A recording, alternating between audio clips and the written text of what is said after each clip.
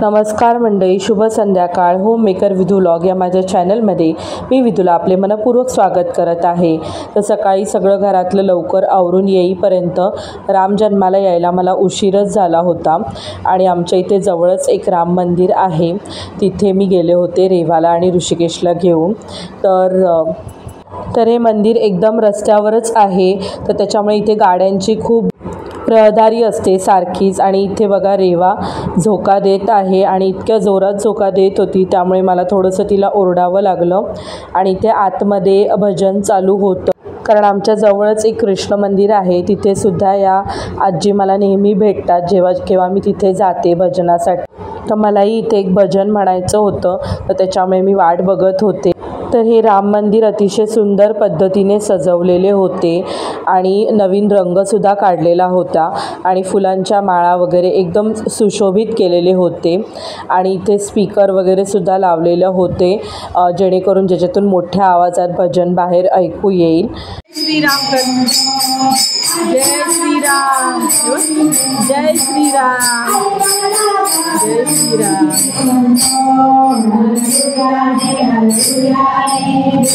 पप्पा जय, पप्पा जय, रेवा जय श्रीराम।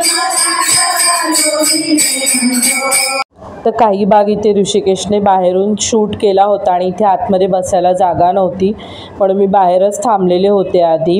आणि त्यानंतर जेव्हा मला एक गवळण म्हणायची होती तेव्हा आतमध्ये आले, पण तेव्हा ऋषिकेश त्याच्या मित्रासोबत निघून गेला होता, तर त्याच्यामुळे त्याला ते शूट करता आलं नाही।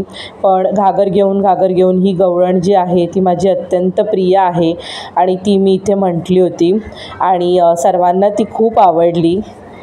तर भजन संपल्यानंतर इथे रेवाला फ्रुटी प्यायची खूप इच्छा झाली होती।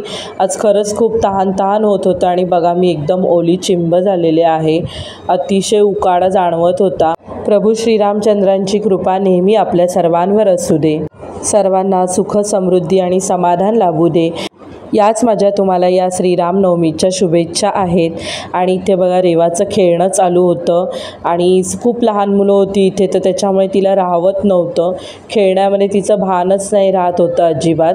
आणि गरम होत असल्यामुळे तिने गळ्यातलं वगैरे सगळं काढलेलं, बांगड्या पण ती काढते असं म्हणत होती। तर मी म्हटलं की नाही, बांगड्या तरी राहू दे, कमीत कमी काळ्या पांढऱ्याच बांगड्या। तर उन्हाळ्यामुळे ना तिला खूपच त्रास होत होता आणि तिलाच मी म्हटलं होतं की दुसरा एक ड्रेस घालूया, तर तिला हाच ड्रेस घालायचा होता। तुम्हाला हा छोटासा व्लॉग कसा वाटला मला नक्की कमेंट करून सांगा। व्हिडिओ पाहिल्याबद्दल मनपूर्वक धन्यवाद।